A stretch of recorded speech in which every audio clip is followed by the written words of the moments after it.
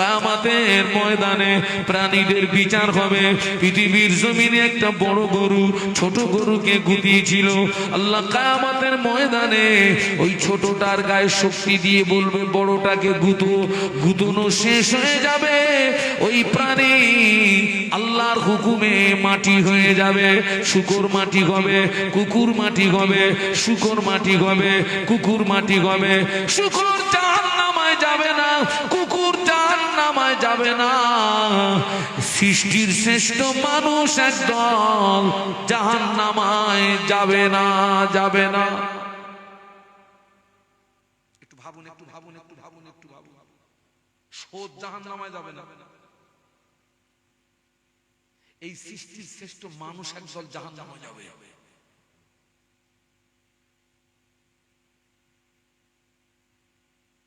কেন যাবে? শুকর জাহান্নামে যাবে না, কুকুর জাহান্নামে যাবে না। সৃষ্টির শ্রেষ্ঠ মানুষ একদল জাহান্নামে যাবে।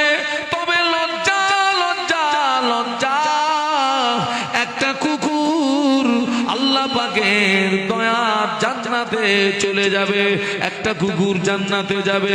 ওই কুকুরটা বিরামনগরের কুকুর নয়, চিংড়ের মোড়ের কুকুর নয়, কামারডাঙ্গার কুকুর নয়, সঙ্গেরামপুরের কুকুর নয়, বসিরহাটের কুকুর নয়।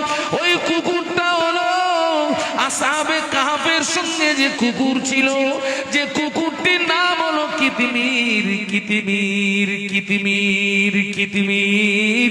ওই কুকুরটা আল্লাহ পাকের দয়ার জান্নাতে চলে যাবে। কুকুর জান্নাতে যাচ্ছে, একদল মানুষ জাহান্নামে যাবে।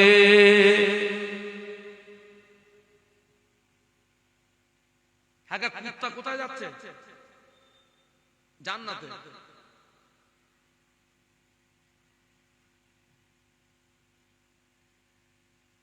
আপনারা তো সাধারণ মানুষ,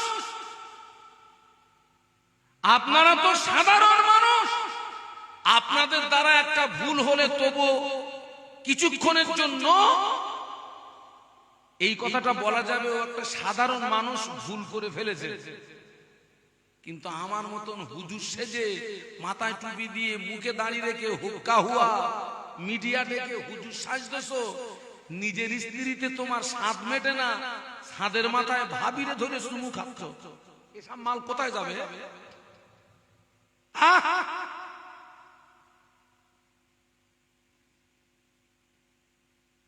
কুকুর জাহান্নামে যাবে, কিন্তু একটা কুকুর জান্নাতে যাবে। ওই কুকুরটা হলো কিতমির, কিতমির, কিতমির জান্নাতে চলে যাবে। একদল মানুষ জাহান্নামে যাবে। কিন্তু মনে প্রশ্ন জাগলো, হুজুর কিভাবে কুকুর, কুকুর কেন জান্নাতে যায়? ফার্সিতে একটা শের আছে, সহবাতে সলে তুরা সলে কুনাম, সহবাতে তলে তুরা তলে কুনাম। বাংলা মানে হলো সৎসঙ্গে স্বর্গবাস, অসৎসঙ্গে নরকে বাস। সৎসঙ্গে স্বর্গবাস, অসৎসঙ্গে নরকে বাস। বাবাজি, ওই কুকুরটা নিকৃষ্ট প্রাণী হওয়া সত্ত্বেও আল্লাহর ওলিদের সঙ্গে জীবন যাপন করার কারণে, আল্লাহর মাহবুব বান্দাদের সঙ্গে জীবন যাপন করার কারণে আল্লাহর ওলিরা জান্নাতে চলে যাবে। ওই কুকুরটা আল্লাহর ওলির সঙ্গী হয়ে যাবে। একটু বলুন সুবহানাল্লাহ।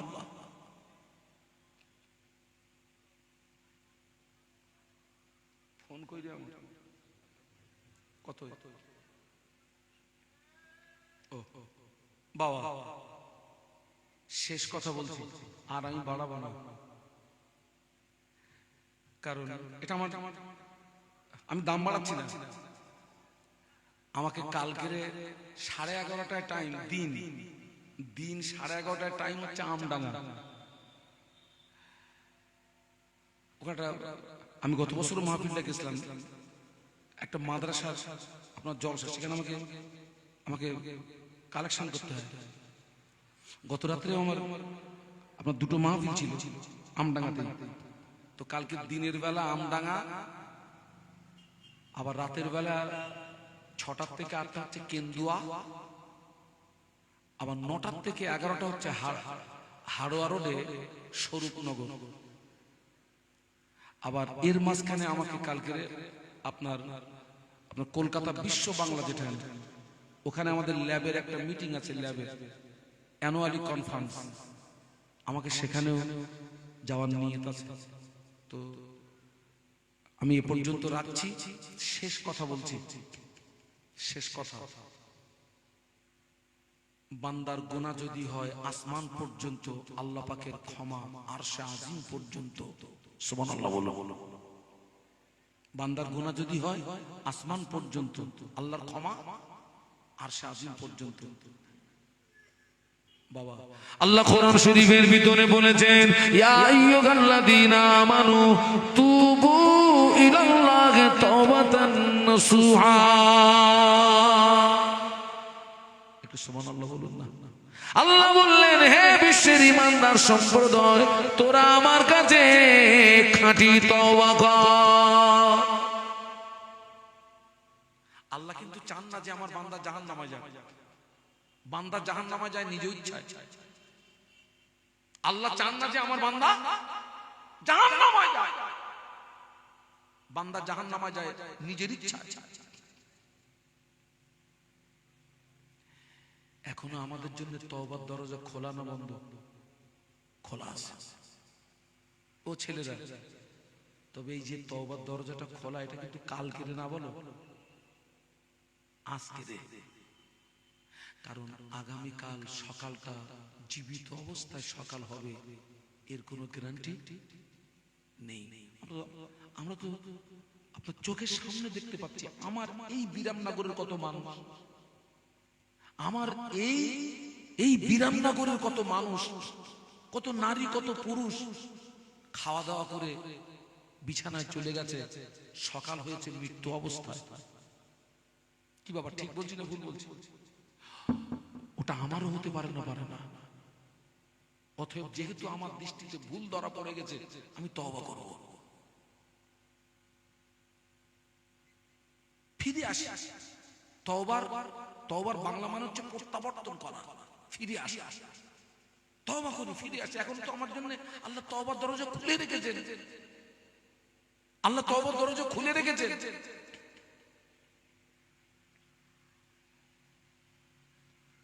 আল্লাহ কোরআন শরীফের ভিতরে বললেন, কুল ইয়া ইবাদিয়াল্লাযীনা আসরাফু আলা আনফুসিহিম লা তাকনাতু মির রাহমাতিল্লাহ ইন্নাল্লাহা ইয়াগফিরুদ যুনুবা জামিআ ইন্নাহু হুয়াল গফুরুর রহিম।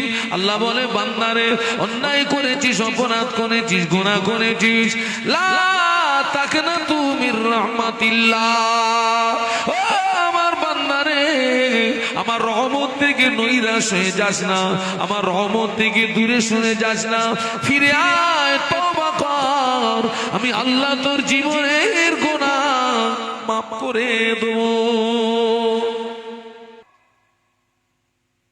তওবা করো।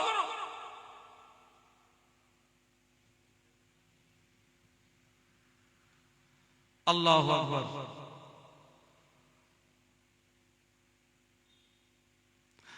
আমার ভাইরা, বান্দা যখন তওবা করে, বান্দা যখন আল্লাহর কাছে খাঁটি তওবা করে, খালেস অন্তরে তওবা করে, আমার আল্লাহ পাক ওই তওবাকে কবুল করে শুধু বান্দার জীবনে গুনাহ মাফ করে দেন না। কোরআন শরীফের আয়াতে আল্লাহ, কোরআন শরীফে আল্লাহ বলেছেন, আমার বান্দারে, তুই যদি আমার কাছে খাঁটি তওবা করিস, খালেস অন্তরে যদি তওবা করিস, আমি আল্লাহ পাক শুধু তোর জীবনের গুনাহ মাফ করে দেব না, তোর জীবনের গুনাহগুলো মাফ করে দিয়ে ওই গুনাহগুলো আমি আল্লাহ নেকি দ্বারা বদলিয়ে দেব। যদি বুঝতেন তো এমনি সুবহানাল্লাহ বেরিয়ে যেত। মনে করুন আপনি 1 কুইন্টাল গুনাহ করেছেন, 1 কুইন্টাল গুনাহ করে আল্লাহ দরবারে তওবা করছেন, খালেস অন্তরে তওবা করছেন, বিশুদ্ধ অন্তরে তওবা করছেন। ওই তওবা যদি কবুল হয়ে যায়, আল্লাহ শুধু 1 কুইন্টাল গুনাহ মাফ করবেন না, আল্লাহ 1 কুইন্টাল গুনাহ মাফ করে দিয়ে আল্লাহ 1 কুইন্টাল নেকি দিয়ে বদলিয়ে দেবে। নবী পাকের একজন সাহাবী আল্লাহ নবীকে জিজ্ঞাসা করেছিলেন, ইয়া রাসূলুল্লাহ হাবিবাল্লাহ মাতা সা, হুজুর কিয়ামত কবে হবে? একজন সাহাবী নবীকে জিজ্ঞাসা করছেন, ইয়া রাসূলুল্লাহ আপনি বলুন না কিয়ামত কবে হবে? আল্লাহ নবী ওই সাহাবীকে ঘুরিয়ে জিজ্ঞাসা করেছিলেন, ও বাবা সাহাবী তুমি কিয়ামতের সংবাদ দিচ্ছ, কিয়ামতের খবর দিচ্ছ, কিয়ামতের জন্য কি অর্জন করেছো বলো, কিয়ামতের জন্য কি সঞ্চয় করেছো বলো।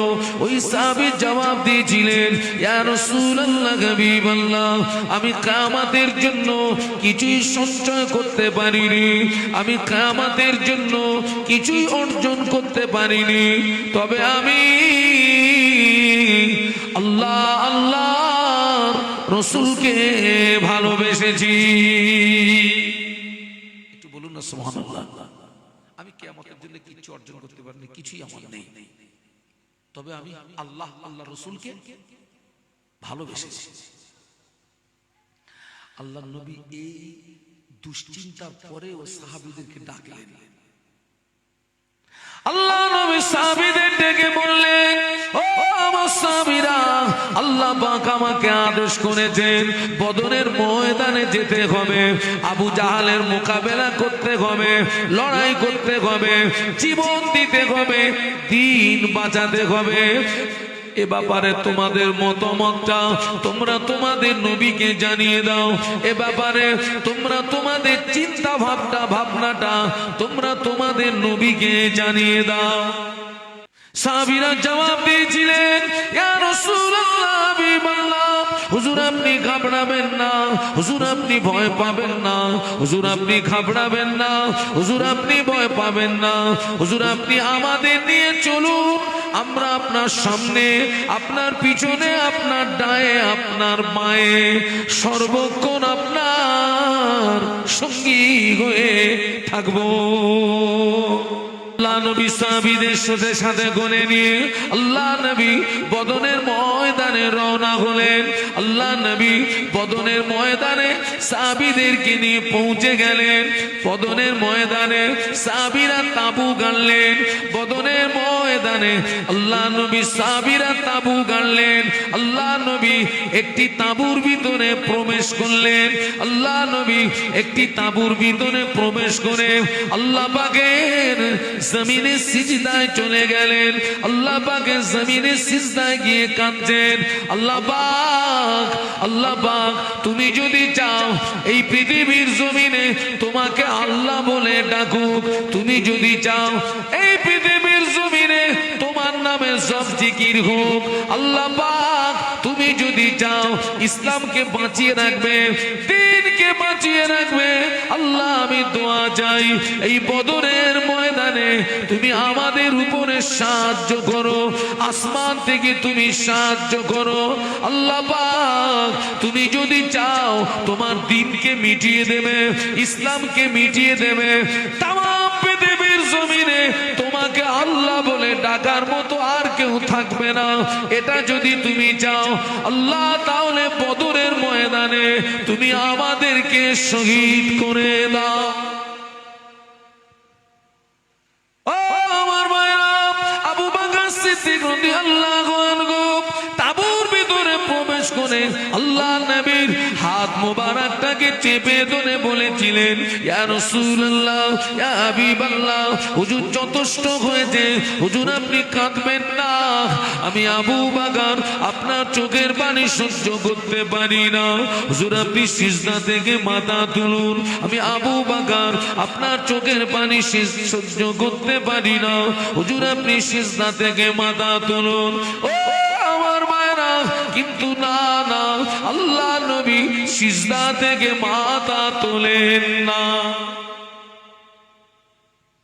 মুসা আলাইহিস সালাম, ঈসা আলাইহিস সালাম, নূহ আলাইহিস সালাম, দাউদ আলাইহিস সালাম, লূত আলাইহিস সালাম, ও আমার ভাইরা, আল্লাহ যে কাজে রাজি, হযরত নবী ইব্রাহিম খলিলুল্লাহ ওই কাজে রাজি, আল্লাহ যে কাজে রাজি, হযরত নূহ আলাইহিস সালাম ওই কাজে রাজি, আল্লাহ যে কাজে রাজি, দাউদ আলাইহিস সালাম ওই কাজে রাজি, আল্লাহ যে কাজে রাজি, লূত আলাইহিস সালাম ওই কাজে রাজি। আমার ভাইরা, কিন্তু না না, আমাদের নবী যে কাজে রাজি, স্বয়ং আল্লাহ ওই কাজে রাজি। আমার ভাইরা, আল্লাহ নবী যোহরের নামাজ 4 রাকাত, যোহরের ফরজ নামাজ, আল্লাহ নবী বাইতুল মুকাদ্দাসের দিকে ফিরে নামাজ পড়েছেন, বাইতুল মুকাদ্দাসের দিকে ফিরে নিয়াত করেছেন 4 রাকাত যোহরের নামাজ। আল্লাহ নবী যোহরের নামাজ আদায় করেন, আল্লাহ নবী যোহরের নামাজ আদায় করেন, সাহাবীরা মুক্তাদি হয়ে দাঁড়িয়ে গেলেন। ও আমার ভাইরা, আল্লাহ পাক জিবরাইল মারফত কোরআন নাযিল করলেন, কদ নারা তাকাল্লুবা ওয়াজহিকা ফিস সামাই ফালানুবাল্লিগান্নাকা কিবলাতান তারদাহা ফাওয়াল্লি ওয়াজহাকা শাতরাল মাসজিদিল হারাম। ও আমার ভাইরা, আল্লাহ পাক জিবরাইল আমিন আলাইহিস সালাম দি ওহী নাযিল করে বললেন, ও জিবরাইল, আমার হাবিব বারে বারে আসমানের দিকে ফিরে ফিরে যায়, আমার নবীর মনে মনে গয় বাইতুল মুকাদ্দাসটা কিবলা না হয়ে কাবা শরীফ কিবলা হলে আমার নবী আনন্দিত হবেন, আমার নবী খুশি হবেন, আমার নবী সন্তুষ্ট হবেন। ও জিবরাইল, আমার হাবিবকে গিয়ে জানিয়ে দাও, আমি আল্লাহ পাক আমার হাবিবের জন্য আমি কাবা শরীফকে কিবলা বানিয়ে দিলাম। আল্লাহ পাক জিবরাইলকে পাঠিয়ে দিলেন, ও জিবরাইল, আমার হাবিবের কাছে চলে যাও, বদরের ময়দানে চলে যাও। ও জিবরাইল, আমার হাবিব বদরের ময়দানে সিজদায় পড়ে কাঁদে, আমি আল্লাহ পাক আমার হাবিবের চোখের পানি সহ্য করতে পারি না, আমার হাবিবের চোখের পানি আমি সহ্য করতে পারি না। ও জিবরাইল, আমার হাবিবকে গিয়ে জানিয়ে দাও, আমি আল্লাহ পাক আমার হাবিবকে বদরের ময়দানে একা ছেড়ে দিই না, বরং আমি আল্লাহ আমার হাবিবের সঙ্গেই আছি। ও জিবরাইল, আমার হাবিবকে সিজদা থেকে মাথা তুলতে বলো, আমার হাবিবকে কাঁদতে নিষেধ করে দাও, আমার হাবিবকে কাঁদতে মানা করে দাও, আমার হাবিবকে গিয়ে জানিয়ে দাও, আমি আল্লাহ পাক আজ বদরের ময়দানে জয়ের ঝান্ডাটা আমার হাবিবের হাতে তুলে দিয়েছি। আল্লাহর ফেরেশতা জিবরাইল আমিন আলাইহিস সালাম আল্লাহ নবীকে যে সালাম দিলেন, আসসালামু আলাইকা ইয়া রাসূলুল্লাহ হাবিবাল্লাহ। আপনি কাঁদবেন না হুজুর, আপনি সিজদা থেকে মাথা তুলুন, আল্লাহ আপনার চোখের পানি সহ্য করতে পারেন না, হুজুর আপনি সিজদা থেকে মাথা তুলুন। আল্লাহ পাক জানিয়ে দিয়েছেন এই বদরের ময়দানে আল্লাহ পাক আপনাকে একা ছেড়ে দেন না, আল্লাহ আপনার সঙ্গেই আছে। শুধু তাই নয়, আল্লাহ পাক আমাকে দিয়ে জানিয়ে দিয়েছেন এই বদরের ময়দানে আল্লাহ পাক জয়ের ঝান্ডাটা আপনার হাতে তুলে দিয়েছে। এত কেঁদেছেন আল্লাহ, নবী সিজদা থেকে মাথা তুলেছেন, কিন্তু নবীর মেজাজটা ছিল বড় জালালি মেজাজ। এক মুষ্ঠ বালু নিলেন, আল্লাহ নবী বদরের ময়দানে এক মুষ্ঠ বালু নিলেন, আল্লাহ নবী এক মুষ্ঠ বালু নিয়ে 1000 কাফেরের দিকে নিক্ষেপ করলেন। বাবাজি, বদরের ময়দানে আল্লাহ পাকের পক্ষ থেকে মুসলমানদের উপরে সর্বপ্রথম সাহায্য দেখুন, আল্লাহ নবী এক মুষ্ঠ বালু নিয়ে 1000 কাফেরদের দিকে নিক্ষেপ করলেন। হাদিস শরীফের ভিতরে এসেছে নবীর হাতের বালু আল্লাহ পাক 1000 কাফেরের চোখের ভিতরে এবং কানের ভিতরে আল্লাহ পৌঁছে দিয়েছিলেন। বদরের ময়দানে 2 নম্বর সাহায্য আল্লাহ মুসলমানদের উপরে কিভাবে সাহায্য করছে দেখুন।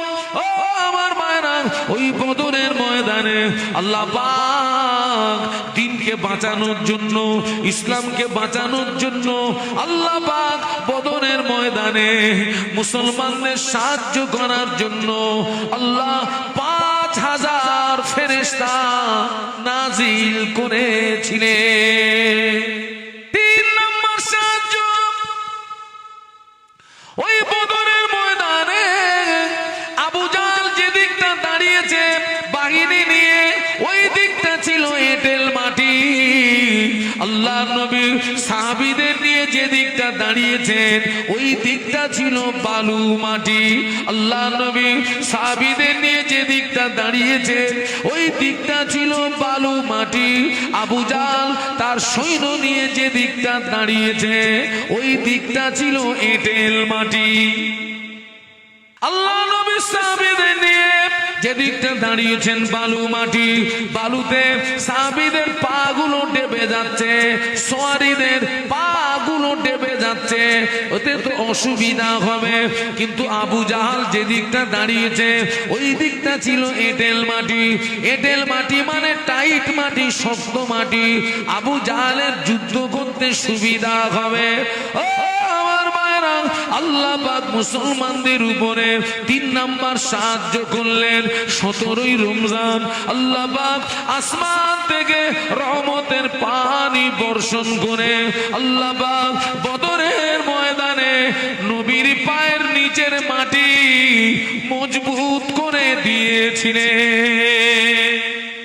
আমার মায়েরা, আজও যদি বদরের মুসলমানের মতো আমাদের ঈমান থাকে, আল্লাহ পাক আজও মুসলমানদের বিপদে মুসিবতে আসমান থেকে ফেরেশতা দিয়ে সাহায্য করবে। আল্লাহ কোরআন শরীফে বলেছেন, ওয়ালা তাগিনু ওয়ালা তাহজানু ওয়া আনতুমুল আ'লাউনা ইন কুনতুম মুমিনিন।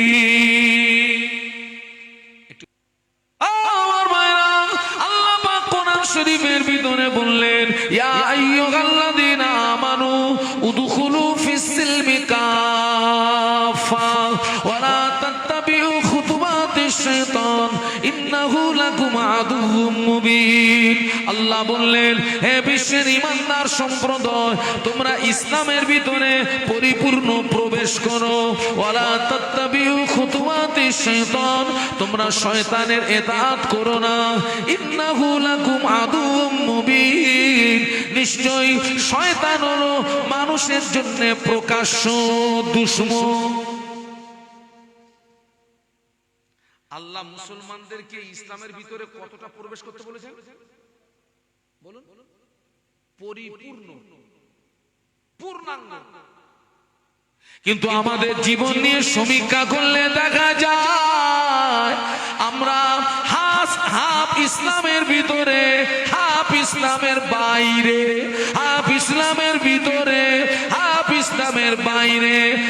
যুবকেরা যারা হাফ পুরুষ, যারা হাফ নারী, ওদেরকে কি বলে?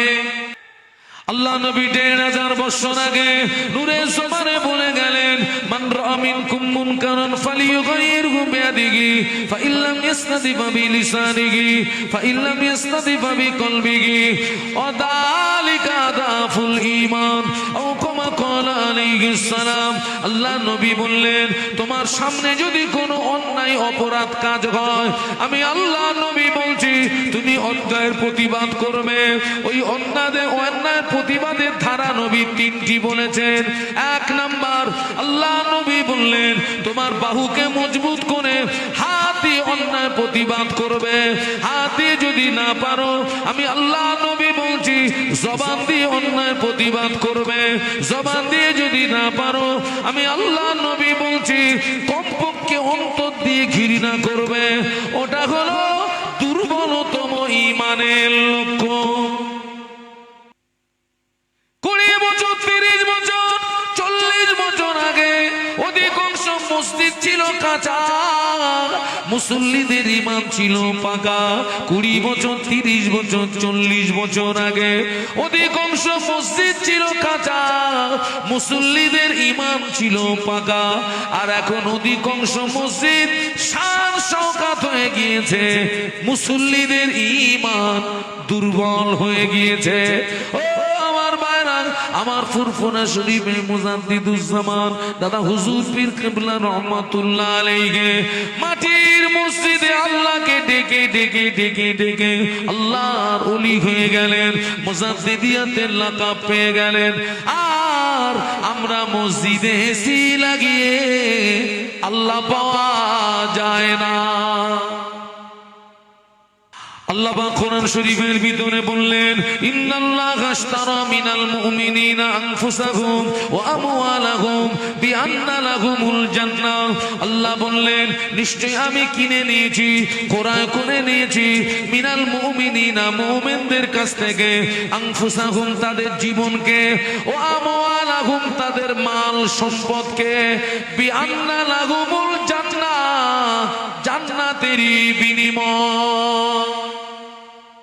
আল্লাহ ইমানদারের, আল্লাহ মুমিনের জান মাল কিনে নিয়েছেন জান্নাতের বিনিময়ে। সুবহানাল্লাহ। কিভাবে আমরা আল্লাহর পক্ষ থেকে বিপদে মুসিবতে সাহায্য পাবো?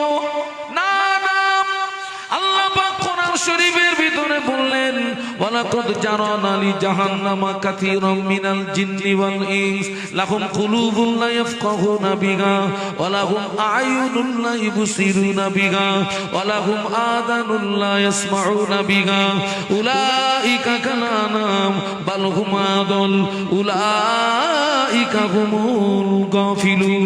আল্লাহ বললেন, অতি শীঘ্র জিন ইনসানদের ভিতর থেকে বিশাল একটি দল জাহান্নামে যাবে। কেন যাবে? আল্লাহ বললেন, লাহুম কুলুবুন লা ইয়াফকাহুনা বিহা, আমি ওদের বোঝার জন্য অন্তঃকরণ দিয়েছি, ওরা বুঝেও না বোঝার ভান করে। ওদের দেখার জন্য চোখ দিয়েছি, ওরা দেখেও না দেখার ভান করে। শোনার জন্য কান দিয়েছি, শুনেও না শোনার ভান করে। আল্লাহ বললেন, উলাইকা কালানাম, ওরা হলো চতুষ্পদ জানোয়ারের সমতুল্য। আল্লাহ ওই পর্যন্ত স্টপ করেননি, পরেই বললেন, বালহুম আদল, ওরা তার চেয়েও নিকৃষ্ট। যারা অন্তঃকরণ দিয়ে বুঝে বুঝলো না, চোখ দিয়ে দেখেও দেখলো না, কান দিয়ে শুনেও শুনলো না, আল্লাহ ওদের সম্পর্কে বললেন, উলাইকা কাল আনাম, উলাইকা কাল আনাম, উলাইকা কাল আনাম, ওরা চতুষ্পদ জানোয়ারের সমতুল্য। পরেই বললেন, বালহুম আদল, তার চেয়েও নিকৃষ্ট। বলুন নাউজুবিল্লাহ। আমরা হচ্ছে সৃষ্টির শ্রেষ্ঠ, আমরা কি রে বাবা? আল্লাহ কোরআন শরীফের ভিতরে বললেন, লাকাদ খালাকনাল ইনসানা ফি আহসানি তাকওয়িম।